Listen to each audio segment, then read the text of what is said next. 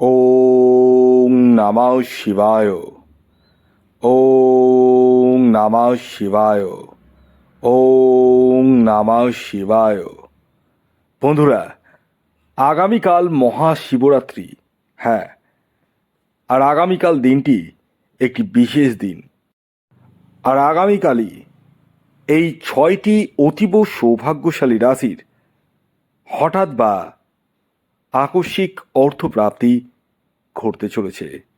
হ্যাঁ বন্ধুরা, আমি স্পেশাল 12টি রাশির মধ্যে 6খানা রাশির নাম বলবো, যে রাশিগুলি আগামীকাল শিবরাত্রির দিন কোটিপতি হতে পারে। মহাদেবের কৃপা আপনাদের উপর পড়বে আগামীকাল। হ্যাঁ, কোন সেই সৌভাগ্যশালী 6টি রাশি তা জানতে চাইলে ভিডিওটি কমপ্লিটলি দেখুন। আর আপনাদেরকে বলবো, যারা চ্যানেলে নতুন রয়েছেন তারা অবশ্যই সাবস্ক্রাইব করে পাশের বেল আইকনটিকে প্রেস করে রাখুন, যাতে নিত্য নতুন ভিডিওর নোটিফিকেশান আপনারা পেতে পারেন। দেখুন, প্রতি বছরই কিন্তু শিবরাত্রি আসে, আর এবছরও কিন্তু ব্যতিক্রম নয়। 2026-এ আগামীকাল অর্থাৎ রবিবার দিন মহাশিবরাত্রি আমরা প্রত্যেকে কিন্তু পালন করব। এবং আগামীকাল দিনটি কিন্তু বিশেষ তাৎপর্যপূর্ণ দিন।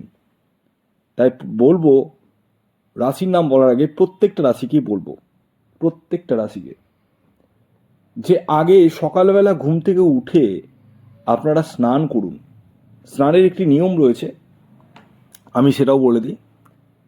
আপনারা আগামীকাল কাঁচা দুধ জলের মধ্যে মিশিয়ে সেই জলে স্নান করুন। কাঁচা দুধ, গরুর দুধ লাগবে, কিন্তু ওই প্যাকেটের দুধ মিশালে হবে না। কিন্তু আপনাকে একটুখানি, এই ধরুন 1 চামচ বা 3 চামচ এরকম দুধ জলের মধ্যে মিশিয়ে সেই জলে স্নান করুন। তারপর মহাদেবের কাছে যান, অর্থাৎ শিবালয়ে যান জল ঢালতে। আর হ্যাঁ, খালি পায়ে অবশ্যই যাবেন, কোনো রকম জুতো পরে কিন্তু যাবেন না। আর যতটা পারবেন আপনারা কিন্তু মানে সাত্ত্বিকভাবে থাকার চেষ্টা করবেন। কোন সাত্ত্বিক মানে আমি বলতে চাইছি মাছ মাংস খাওয়া নয়, কিন্তু মাছ মাংসর তো অবশ্যই, ওটা তো কেউ খাবে না। মনের ভিতরে ভাবনাটাকেও সাত্ত্বিক রাখবেন, মানে পজিটিভ থিঙ্কিং নিয়ে চলবেন। আগামীকাল সকালবেলা ঘুম থেকে উঠেই কোনো রকম নেগেটিভ থিঙ্ক করবেন না কোনো বিষয়। এবং সকালবেলা স্নান করে উঠে আপনারা অবশ্যই, যারা উপবাস করছেন করুন, অবশ্যই প্রত্যেককে উপবাস করতে বলবো, করুন। এবং আপনারা আগামীকাল সকালবেলা ঘুম থেকে উঠে যে স্নান করবেন, স্নান করে কিন্তু শুদ্ধ বস্ত্র পরিধান করবেন। আপনারা যদি সম্ভব হয় সাদা রঙের বস্ত্র পরিধান করতে পারেন, কিংবা গেরুয়া রঙের বস্ত্র পরিধান করতে পারেন, খুবই বেস্ট কাজ হবে গেরুয়া রঙের যদি কোনো বস্ত্র পরিধান করেন। এবং আরেকটি কথা বলি, আপনারা মানে শিবালয়ে গিয়ে রাত্রি 10টা 45 মিনিট করে সময় করে যেতে হবে। রাত্রি, শিবরাত্রি মানে তো রাত্রিবেলা, রাত্রি 10টা 45 মিনিটের দিক করে সবচেয়ে বেস্ট। আপনারা সেই সময় কিন্তু আপনারা মহাদেবের মাথায়, শিবের মাথায় জল নিবেদন করুন। এবং আপনাদেরকে বলবো, অবশ্যই যে মন্ত্রগুলো বলছি সেই মন্ত্রগুলো কিন্তু অবশ্যই বলবেন। প্রথমত, ওং গাং গণপত্যে নমঃ, প্রথমেই গণেশজিকে অর্পণ করবেন। তারপর ওং বাসুকি নাগায় নমঃ, ওং নমঃ শিবায়, ওং নন্দিনায় নমঃ।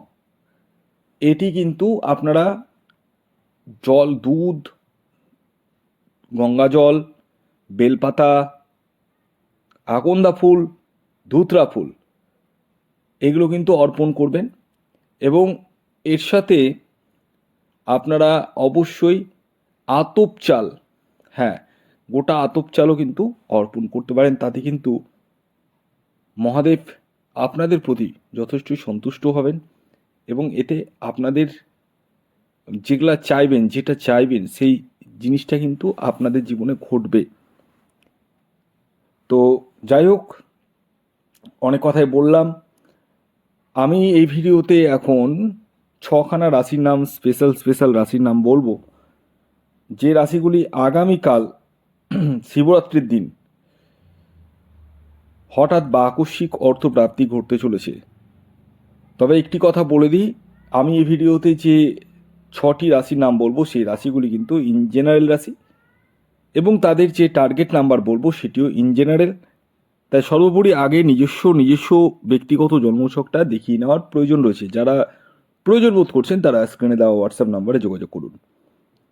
আগে আসুন জেনে নেওয়া যাক সূর্যোদয় কখন হচ্ছে, সূর্যাস্ত কখন যাবে, কী তিথি থাকছে, নক্ষত্র কী থাকছে এবং রাহুকাল কখন শুরু হবে এবং শেষ কখন হবে। তারপর আমি রাশিগুলির নাম বলছি।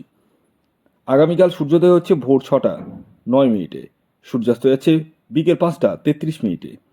আগামীকাল ত্রয়োদশী তিথি থাকছে এবং তারপর চতুর্দশী, কৃষ্ণপক্ষ থাকছে। আগামীকাল বরিয়ান যোগ থাকছে।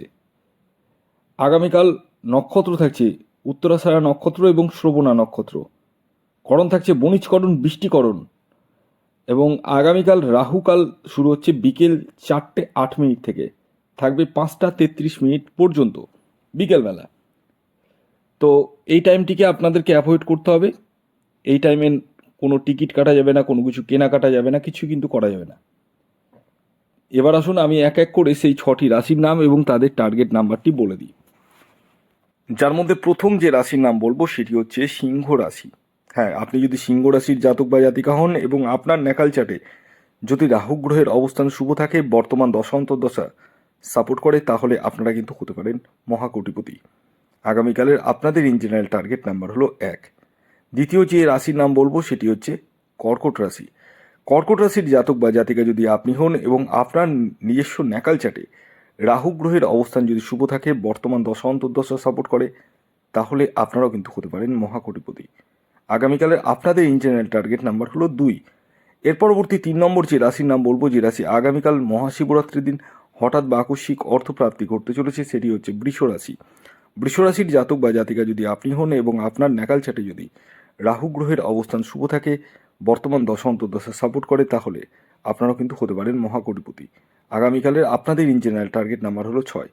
এর পরবর্তী 4 নম্বর যে রাশির নাম বলবো, যে রাশি আগামীকাল মহাশিবরাত্রির দিন হঠাৎ বা আকস্মিক অর্থপ্রাপ্তি ঘটতে চলেছে, সেটি হচ্ছে ধনুরাশি। ধনুরাশির জাতক বা জাতিকা যদি আপনি হন এবং আপনার ন্যাকাল চাটে যদি রাহু গ্রহের অবস্থান শুভ থাকে, বর্তমান দশা অন্তর্দশা সাপোর্ট করে, তাহলে আপনারাও কিন্তু হতে পারেন মহাকোটিপতি। আগামীকালের আপনাদের ইন জেনারেল টার্গেট নাম্বার 3। এর পরবর্তী 5 নম্বর যে রাশির নাম বলবো, যে রাশি আগামীকাল মহাশিবরাত্রির দিন হঠাৎ বা আকস্মিক অর্থপ্রাপ্তি ঘটতে চলেছে, সেটি হচ্ছে কন্যা রাশি। কন্যা রাশির জাতক বা জাতিকা যদি আপনি হন এবং আপনার ন্যাকাল চাটে যদি রাহু গ্রহের অবস্থান শুভ থাকে, বর্তমান দশা অন্তর্দশা সাপোর্ট করে, তাহলে আপনারাও কিন্তু হতে পারেন মহাকোটিপতি। আগামীকালে আপনাদের ইন জেনারেল টার্গেট নাম্বার 5। এর পরবর্তী সর্বশেষ 6 নম্বর যে রাশির নাম বলবো, সেই রাশিটি হচ্ছে মকর রাশি। মকর রাশির জাতক বা জাতিকা যদি আপনি হন এবং আপনার ন্যাকাল চাটে যদি রাহু গ্রহের অবস্থান শুভ থাকে, বর্তমান দশা অন্তর্দশা সাপোর্ট করে, তাহলে আপনারাও কিন্তু হতে পারেন মহাকোটিপতি। আগামীকালের আপনাদের ইন জেনারেল টার্গেট নাম্বার হলো 8। খেয়াল রাখবেন এই টার্গেট নাম্বারটি ইন জেনারেল, এবং প্রতিটা টার্গেট নাম্বার যেগুলো বললাম সবটাই ইন জেনারেল। যা প্রয়োজন বোধ করছেন তারা স্ক্রিনে দেওয়া হোয়াটসঅ্যাপ নাম্বারে যোগাযোগ করুন এই মুহূর্তে।